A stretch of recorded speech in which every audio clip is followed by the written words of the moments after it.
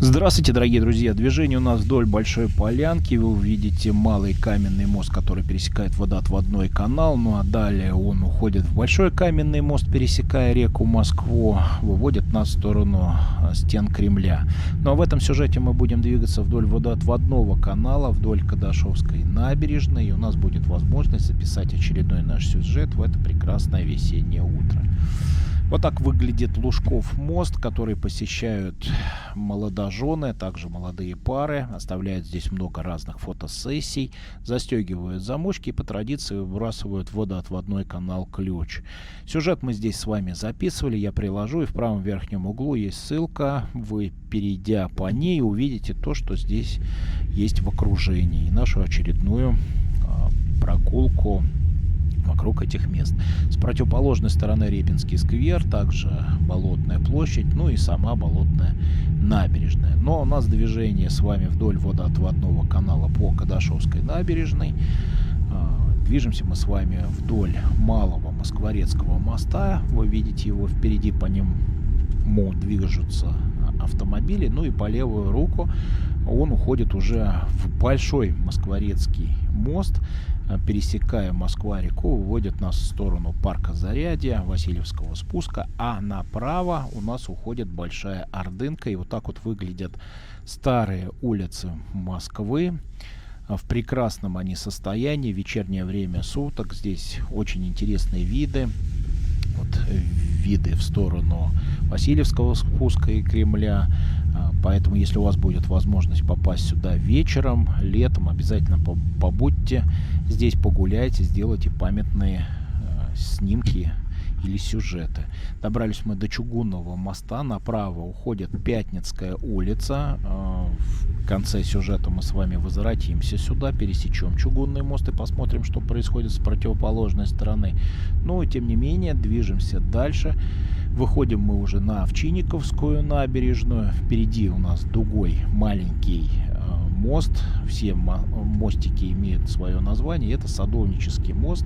Это говорит о том, что с параллельной стороны проходит Садовническая набережная. И вот так вот выглядят улицы города в раннее время.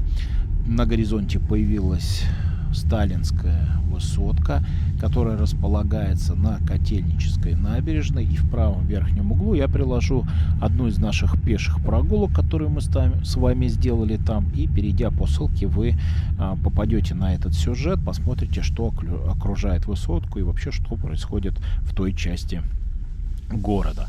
Впереди у нас появился Комиссариатский мост. Далее он уходит по левую руку, пересекая реку Москву, в Большой Устинский мост. И если вы все-таки попали в Москву в преддверии праздников на 9 мая, рекомендую этот мост использовать для просмотров воздушного парада, но также замечательные виды на Кремль, на парк Зарядье с него раскрываются. Расположен он примерно рядышком вот со Сталинской высоткой, поэтому если у вас будет такая возможность, обязательно побывайте там.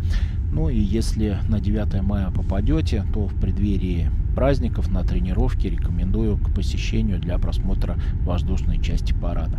Впереди у нас проявилось офисные, гостиничные здания, которые расположены возле Дома музыки. На набережной мы с вами там делали зарисовки.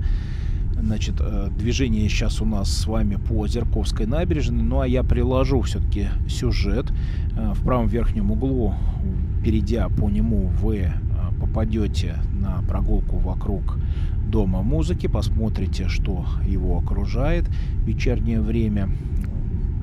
Невероятно красивые виды. Ну и по традиции задам вам вопрос, что вы ощущаете во время этой поездки, что напоминает вам улицы. Некоторые оставляют свои комментарии. Не стесняйтесь, пишите, сравнивайте. Расскажите, что напомнила вам именно эта поездка. Может быть, какой-то регион России, может быть, какая-то страна. Люди оставляют, я читаю комментарии.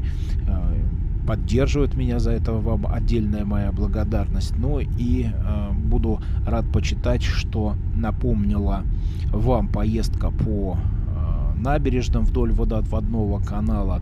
Может быть, какие-то примеры приведете, буду очень рад.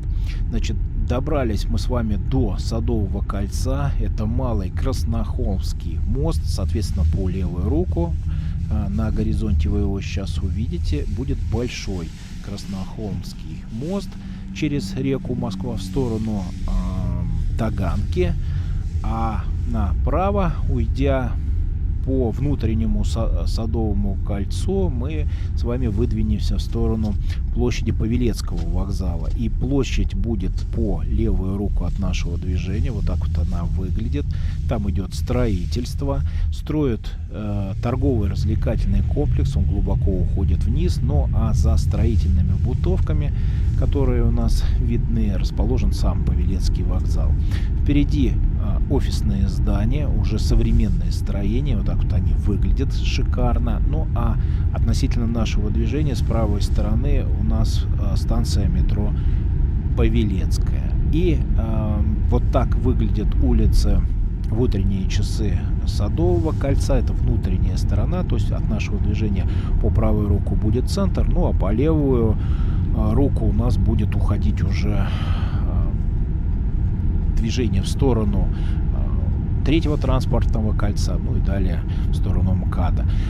У нас есть некоторые сюжеты, которые пересекают это место, и я приложу в правом верхнем углу. У нас будет ссылочка, перейдя по ней, вы увидите другие мои сюжеты.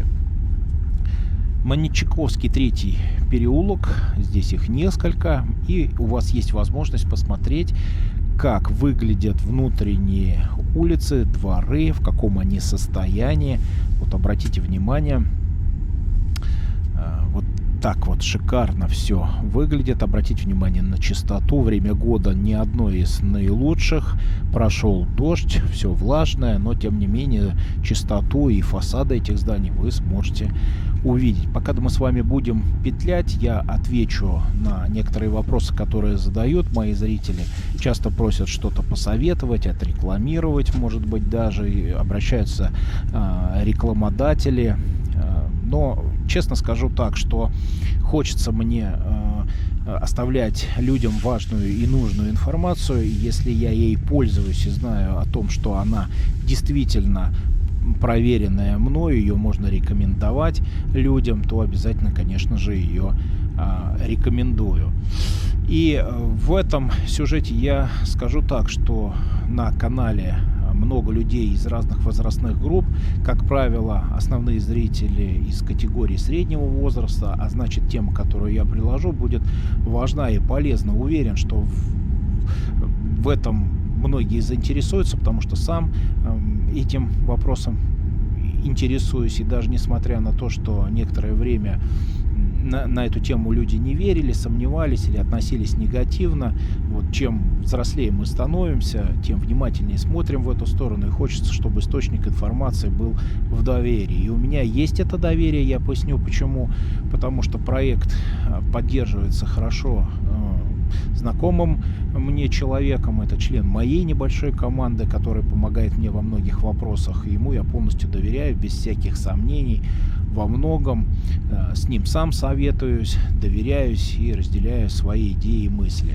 То есть предложу вам социальный проект, он полностью некоммерческий, вам ничего не нужно платить, это проект с названием «Все о накопительной пенсии», где авторы команды вместе с вами шаг за шагом будут разбирать разные вопросы, связанные с формированием накопительной пенсии в системе обязательного пенсионного страхования, а именно там доступно и доходчиво расскажут и покажут вам на разных примерах, у кого формируется накопительная пенсия, кто имеет право получить накопительную пенсию единовременно, где находятся средства пенсионных накоплений и как проверить свой накопительный счет, как правильно получить разную накопительную пенсию, пенсионный фонд России, либо наоборот в негосударственном пенсионном фонде, ну и кто имеет право на пенсионные выплаты, как найти, в каком фонде находятся пенсионные накопления, как подать